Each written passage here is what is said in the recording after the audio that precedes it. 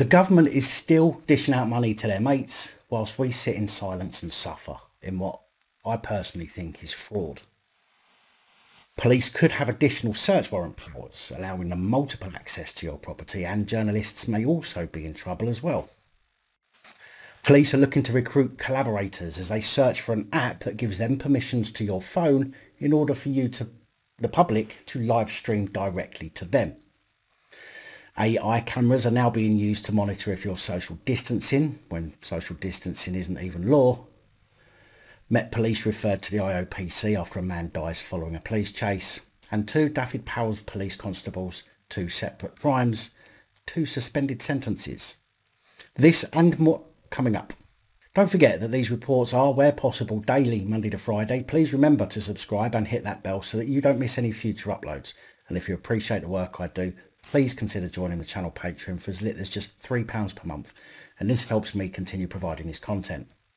Hello ladies, gentlemen, boys, girls, innies, outies and the in-betweeners. My name's Dan and welcome back to another PAP Reports. It's Friday the 9th of October 2020. Yet again, the government used their discretion, hidden under a veil of secrecy, to dish out more public funds to their mates. We spoke some weeks ago about how the government has paid out hundreds of millions of pounds to either companies that have never even dealt with medical supplies before, to supply medical supplies. One company given money was dormant, and others being linked to ministers' friends. Even going as far as to not even put contracts out to tender to get the best deal, but instead simply handing multi-million-pound contracts to their busy buddies. Nothing's changed.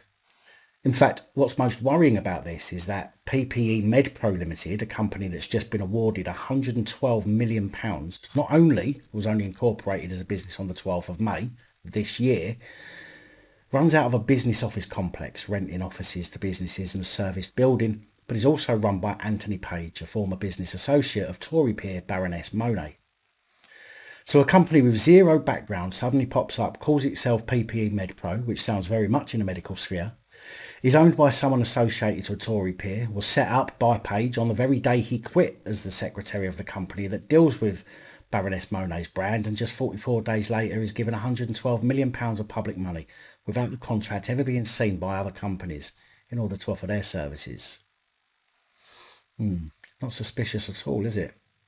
The contract is allegedly to supply 25 million gowns for healthcare workers. Now, this might get me in trouble, but I don't really care. I have freedom of thought and expression. So I personally think this is a huge fraud by people with contacts, shall we say. I've been thinking about this for weeks now, that so much money has gone to those people with links to government officials, whereas companies like Dyson, who offered to make ventilators after the government asked, were later turned down. Now, this is only an opinion, but personally I think this is an underhanded attempt for all those in the know to line their pockets with as much money as they can from the public purse, while the public go broke. People losing their businesses and livelihoods, having to rely on the government. People losing their homes, having to rely on the government. Just imagine if those people in these positions of power keep taking money and we keep losing money. Where will we be next year? Well, lockdowns have increased the amount of people relying on the government. And if we get locked down again as a nation, hundreds of thousands more people will be left relying on the government. Could this be a way to give those in power the control over us all, meaning that many businesses will be in the control of those with control over us? Could it be that this is a way to make us all reliant on those who have control over us? Could I be in need of a tinfoil hat? Possibly, but I don't think so. If you think about the billions of pounds being given out to companies that have links to officials, and the fact that huge public companies are now facing a death while government officials and their friends line their pockets, is it too far-fetched to imagine that massive fraud is occurring? Julian Mugham of the Good Law Project told the Mirror apparently a hugely lucrative PPE contract has been awarded to a firm with no obvious qualification beyond links to very substantial donors to the Conservative Party. Now, I personally don't have a lot of time to do deep research, especially into something such as this, but I will be making some contact with certain people and companies to find out what I can about PEMedPro. how many gowns it's supplied, who's been their supplier, where are the storage facilities, etc. Because on the face of it, the company has nothing to offer, but has been given £112 million, which could be better used being ploughed back into the economy to help those who actually need it, rather than just those who want to make sure that they are not affected by these draconian measures that are destroying the lives of the rest of us. If there's anyone out there who can help with this particular task, someone who's versed in dealing with company directors, someone who can pen a professional and comprehensive freedom of information request, for example, someone who can lend some brain power to this, then please do get in touch via email. The links are in the description. Now, there is something more to add to this, and that is, while we are left struggling with a highly uncertain future, MPs are set to get a pay rise of £3,300. The Independent Parliamentary Standards Authority proposed their wages should continue to be linked to the public sector 3-month annual growth figure of 4.1%, which is likely to exceed inflation. And this means MPs, some of whom are working from home, will get an additional £3,360 on top of their £81,900 salary. Isn't that nice for them, when there is an expected 500,000 people due to be out of work in the hospitality sector by the end of this year? Business Minister Nadim Zahawi, already a millionaire who is among Parliament's richest MPs, said that he would donate his pay rise to charity. He said he doesn't think a pay rise is appropriate while millions of jobs are on the line. Policy analyst at the Tax Alliance, Jeremy Hutton, said the IPSA must be tin-eared if it really thinks a pay rise for MPs should be considered this year. Public finances are in a parlous state. Furlough is coming to an end and unemployment is rising. A pay rise in Parliament would be an insult to hard-working taxpayers who have had a very tough year. So not only content with making us suffer, taking away our livelihoods, making our families struggle to survive, they want to take a piece of the action to ensure that they don't have to suffer, even though many of them will never have to worry about the situations that many of us are facing right now. This is your wonderful government. These are the people you elect to help you. These are the people destroying our lives while ensuring that they don't have to suffer. And the worst thing is that most people are simply ignoring this, blinded by protecting one another from a virus with a 97% survival rate simply because they've been pushed into panic.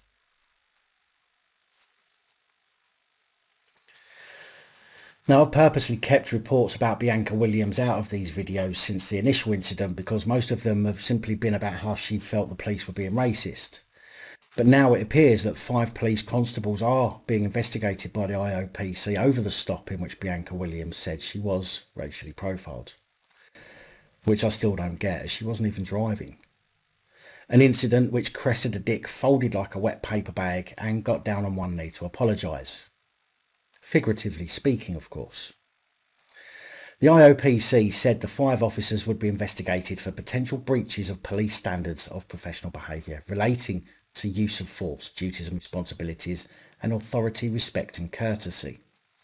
Metropolitan Police said in a statement the officers involved are from the Territorial Support Group, the TSG, who genuinely believe they have nobody to hold them to account.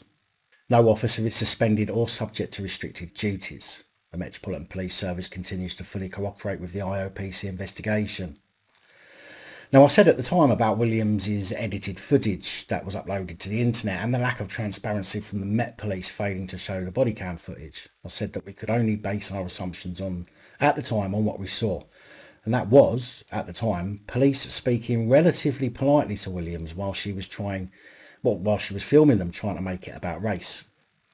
The police's body-worn video footage is said to have been reviewed by the Met's professional standards, and they said that none of the officers' actions justified disciplinary proceedings. However, just 3 days later, Williams posted to Twitter tagging the Met Police saying she was referring the matter to the IOPC. According to the force's statement on Thursday, the IOPC has told the Met a number of officers should be investigated for potential breaches of the standards of professional behaviour. Metropolitan Police said its view was that the alleged failings would, if proven, only amount to minor breaches of the standards of professional behaviour or performance-related issues. These would not be at a level of misconduct and so suitable for reflective practice. Now, whether this is a virtue signalling exercise by the IOPC, I don't know. Williams obviously is a public figure, and as we all know, people like that have a lot of sway simply due to the damage they can do to organisations. making them fold to fear of bad publicity. I still think the body-worn video should be released. I still think that Williams should release the full video she took as well, as that's the only way we can ever really see what truly happened. But I have no doubt that whatever happens, Bianca Williams will still make a fuss and demand that more is done. Police could soon have more far-reaching powers surrounding search warrants after a 573-page report commissioned by the Home Office proposes new recommendations, including how to obtain medical records, remotely storage digital data, and possibly even journalists' materials. Journalists have always had some protection over this due to informants and information that could identify their sources, but that could all change. The report says that search warrants are a vital tool for the effective investigation of all forms of crime, including murder, terrorism, fraud, rape and child sexual abuse, and the protection of the public from harm. At the same time, search warrants are one of the most intrusive powers of the state, the execution of which not only amounts to an interference with an individual's privacy rights, but may significantly adversely impact on an individual's life and lead to the collection of large volumes of personal material. But even though they identify the intrusiveness of search warrants, the report suggests reforms by extending the availability of warrants to allow the property to be entered multiple times and for all property controlled by an individual to be searched, meaning that one warrant could be used multiple times when the police feel the need to harass people. According to an investigation by the National Crime Agency in 2016, almost 4 in 5 search warrants were found to have serious deficiencies, including 6 related to the Metropolitan Police's Operation Midland that had been obtained following false allegations made relating to historic child sexual abuse. Medical records should become made easier to access, the Law Commission says. NHS counter-fraud authorities should be given powers to apply for a search warrant where there has been non-compliance. Such powers should include searching for medical records and other related material that might previously have been deemed excluded material.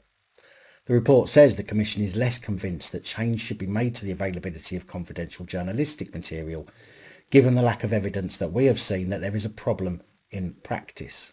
However, it adds there is an arguable case that the law governing access to confidential journalistic material under PACE does not strike the right balance between the prevention and investigation of serious crime and the protection of journalistic sources. We recommend that the government considers whether the law ought to be reformed. Which is a bloody stupid thing to say to the government, because they won't bother to think about the rights of journalists, but will instead only do what benefits them without a second thought for the rights of others. Ian Murray, the Executive Director of the Society of Editors, said that it was an established custom of PACE that special protection was afforded to journalistic material and that an exemption for confidential journalistic material remained essential to protect the public's right to know. The Law Commission's recommendation that the government should review access to journalistic material under PACE is extremely worrying if it leads to weakened protections for journalistic material and sources. Has anyone else noticed the extremely worrying trend that seems to be occurring? All these new powers the police are trying to push through in the middle of a pandemic while everyone's attentions are on how to keep themselves safe from a virus with a 97% survival rate.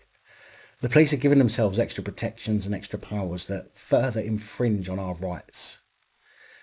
Don't get me wrong, police need powers to be able to police and fight crime, but yet again I can see just how this can and no doubt will be abused by police with a grudge. The Metropolitan Police faced an inquiry after a man was pulled from a river in London after being chased by police on Wednesday night. Police on push bikes were said to have been patrolling the towpath along the River Lee in Tottenham just after 9 p.m. on Wednesday when they came across a group of males. There's no information about why, other than the police thought the group looked suspicious. That old chestnut. They arrested one, but 2 others made off on their own push bikes and were pursued by police. The reports are confusing, as some say that one man entered the water after a short chase but was pulled to safety, but the other male disappeared, whereas others say that both men entered the water. Police say that they called in the police helicopter and boats and searched in the dark for a second man, but gave up with a view to restart the search in the morning.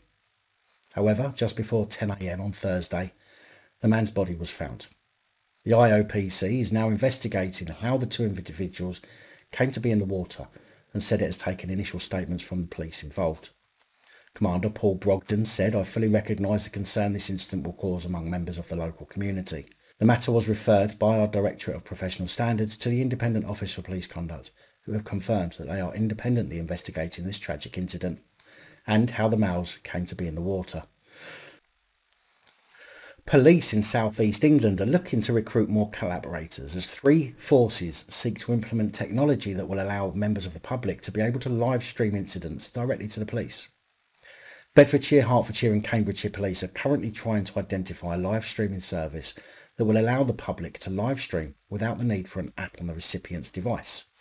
A system that must also allow citizens to upload video and audio files while providing officers with live location data from the user's phones. You see what's happening here? The member of the public must have to install an app giving all sorts of permissions to the police to access their device, while the police themselves will be able to view the information being streamed without having to install an app on their own device. Yeah, okay then. They say that the ultimate aim of implementing the technology is to make it easier for police to identify and capture the culprit in an ongoing incident. Worrying stuff. Not only are the police getting more lazy, but they're looking to recruit neighbourhood grasses, and it would not surprise me if they are looking for more ways to access data as well, because let's face it, the police don't do anything unless they can gather data from it. Michael Westbury, the Daffyd Powers police constable, has been given a suspended sentence, which the force has said they welcome, after he was found guilty of inappropriate use of police computers for personal benefit.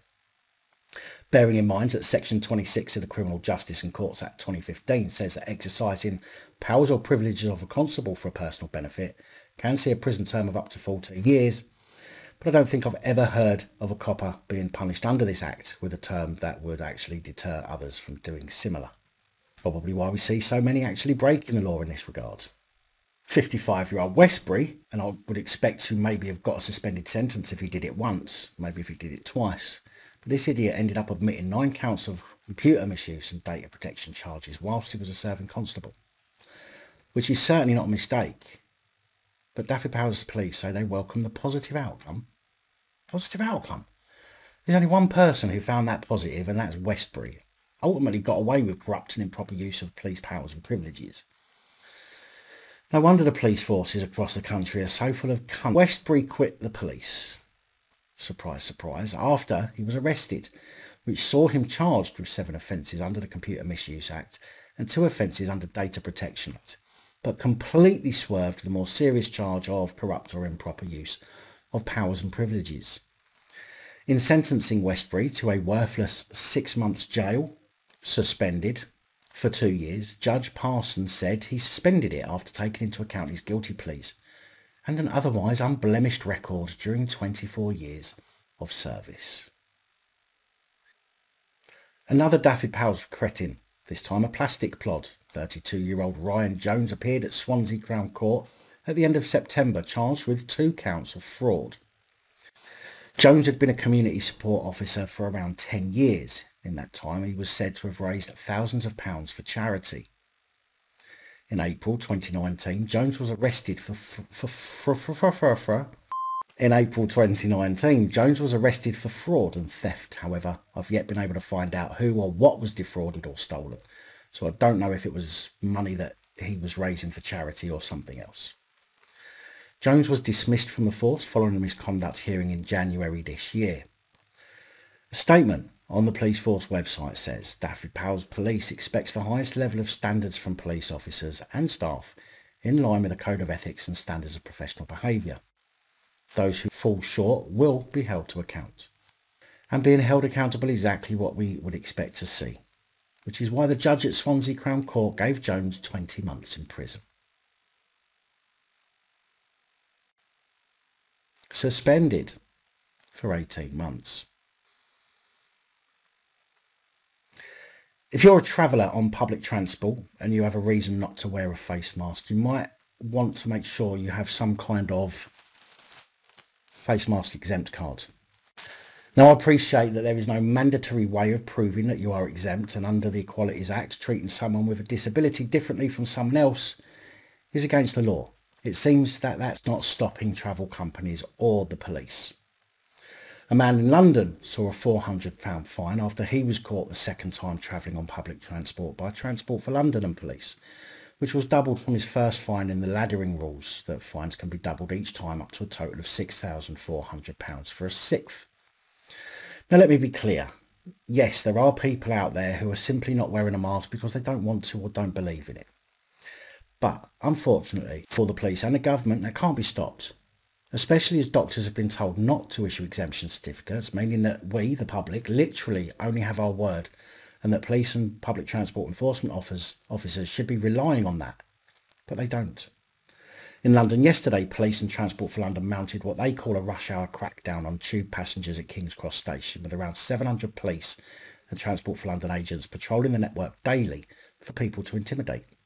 Superintendent Lisa Garrett of British Transport Police said that her officers had carried out more than 56,000 interventions, of which more than 4,000 have led to passengers being asked to leave the transport network. British Transport Police has issued 92 fixed penalty notices. She admitted that some passengers have reacted angrily to being stopped. It has escalated on occasion, she said.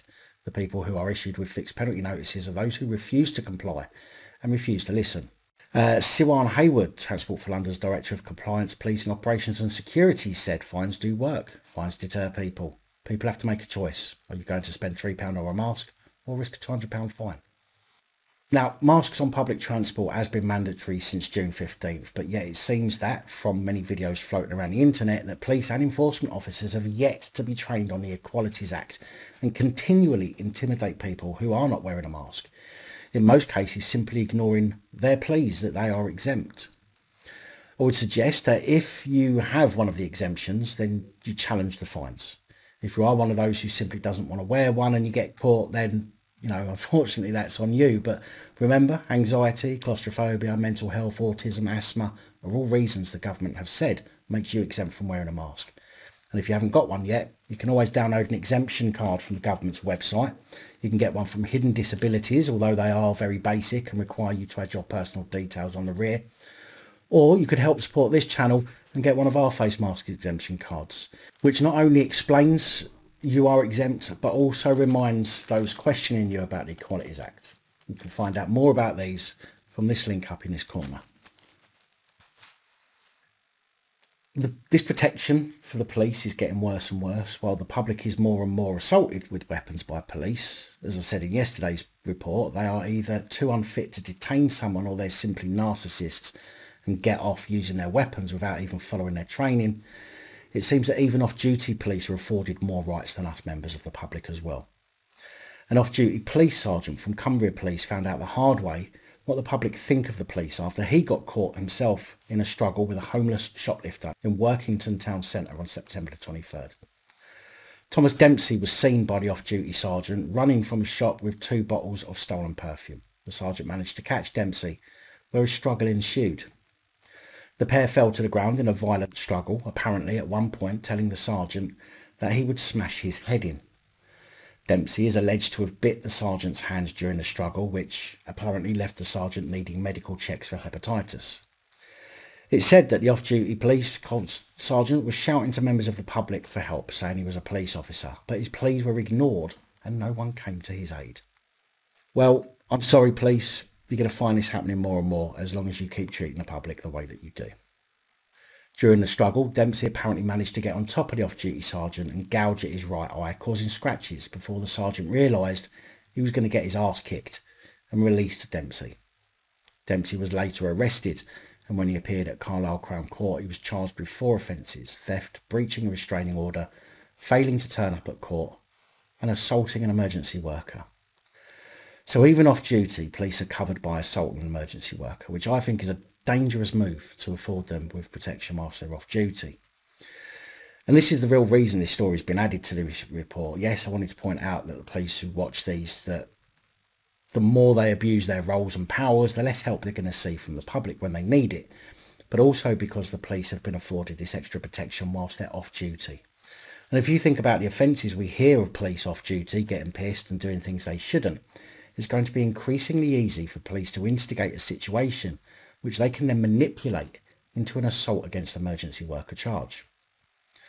This whole assault emergency worker should, in my opinion, only be applicable while the emergency worker is on the job, as in during the time they are being paid, and not while they're on their day off. And this genuinely worries me, especially when there are so many narcissists who are happy to make accusations against people for the most minor of things, and now they have the off-duty protection too. And it should worry you. If policing based on opinions wasn't bad enough during these coronavirus restrictions, and what? If policing based on opinions during these coronavirus restrictions wasn't bad enough, police threatening people for arrest for not wearing masks when they could be exempt, turning up at your home to check if you have more than 6 people in there from different households, it seems that things are getting worse. As artificial intelligence is now being used in London to track social distancing. Yes, that's right. Millions of pounds worth of technology is to be used to monitor if you're standing too close to someone. And with social distancing simply being advice and unenforceable, it makes you wonder what's actually going on here. The AI system, initially developed by Vivacity to track flow of traffic, cyclists and pedestrians and monitor how roads are being used, will also now be used to track and monitor what a good boy or girl you've been by following advice that's non-enforceable. Vivacity Labs said they have more than 1,000 sensors installed across the UK in cities including London, Manchester, Oxford, Cambridge and Nottingham to register the distance between pedestrians. This data is then shared in a monthly report with the government. They have stressed that the cameras are not CCTV, but that they operate as a data collecting device rather than a camera that stores footage. Although it must be able to store footage in order to back up the statistics they're going to be providing to government.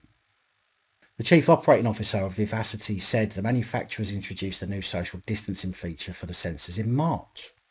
We developed an addition to our sensors that was not just looking at the paths pedestrians were taking, but if 2 pedestrians came within 2 metres of one another, then we will count that as one, and if they don't come within 2 metres of one another, then we will count that as a different one, said Mr. Milden. We're creating a set of statistics on how behaviour is changing in terms of how people are staying close together or apart. And it is that data that is then useful for informing policy decisions on whether there should be a 2 metre rule or a 1 metre plus rule, or whether local lockdown measures are having the impact they are envisioned to have. The Department for Transport told the Evening Standard that the government, along with a number of other bodies, receives monthly data reports from Vivacity, which forms part of the department's monitoring of the impact of COVID-19. The information supplied to the department are aggregate findings and no personal data is included in these reports, said the Department for Transport. Yeah, and on weekends I share a bed with Michelle Keegan. As if they're not going to collect more data. There is not a company director alive who wouldn't see the potential of storing all of the data possible rather than simply checking that random people are not coming within 2 metres of one another. And if anyone watching this thinks I'm talking shite, then I suggest you're watching the wrong type of content or you've never run your own business. No one will pass up the opportunity to collect more data. A former prison officer who worked at HMP Doncaster has been jailed. 26-year-old Thomas Walls was captured on CCTV trying to smuggle drugs into a prison last November before being arrested and taken into police custody. Concerns were first raised by Walls by prison staff who had grown suspicious about the way he started to evade staff searches. When confronted, he was found to be in possession of mobile phones, tobacco, lighters and chargers, all in individually wrapped packages. And in his prison issue bag, he was found to have bags of white powder, cannabis and spice. Walls pleaded guilty to possession with intent to supply a Class A drug and possession with intent to supply a Class B drug. Detective Constable John White from the Prison Crime Unit at Doncaster's Operation Fortified team said Walls abused his position as a prison officer and now faces a custodial sentence himself. He made repeated conscious efforts to avoid the regular searches by his employer and his attempts to convey such items into the prison, fueling organised crime within the establishment, which in turn puts his colleagues' safety at risk on a daily basis. John Hewitson, Serco Prison Director at HMP Doncaster, said Serco notes the outcome of the Sheffield Crown Court regarding the inappropriate behaviour of one of our former employees. Serco has a zero tolerance policy when it comes to people breaking the law and will always act swiftly to ensure those who do are quickly brought to justice. There is no scenario where we will ever accept people bringing contraband into a secure prison establishment. and we will continue to work with local police authorities to eradicate this type of risk. A heads up on yesterday's report about PC Gemma Street, the cop who got a bit too big for her boots and was discriminative towards staff at the We Are bar in London. PC Gemma Street, attached to the Metropolitan Police operations, was found to have breached the standards of professional behaviour in relation to equality and diversity and discreditable conduct in her misconduct hearing. It was alleged that PC Street, whilst intoxicated on a night out in Bishopsgate, London, behaved in a manner which caused her to be escorted out of the venue by security. She showed her warrant card to staff and was rude and demeaning. Furthermore, PC Street made comments of a discriminatory nature towards the security staff. The panel considered all the evidence and found gross misconduct was proven. PC Street was shown the door with P45 in hand. Very big thank you to channel supporters one and all, especially the channel Patreon supporters. Your support really does go a long way to help. And that's it for today and for this week. Please like, share, comment and subscribe. Let me know your thoughts, as I know many of you will. And until next time, stay safe, look after each other, film the police, other officials, and please have a great weekend if you can. Good night, all. Thank you for taking the time to watch this video. If you like the content and you'd like to help support the channel, you can do so. In the description of every video there are some links to ways that you're able to help support the channel so I can continue putting out content. If you're unable to help us in that way, hit that subscribe button up the top there. If you haven't already, become a subscriber. That is support enough. Share the videos, comment, like, it all helps. If you're looking for something else to watch, up top there is my latest video. Down the bottom there is a video that YouTube recommends for you.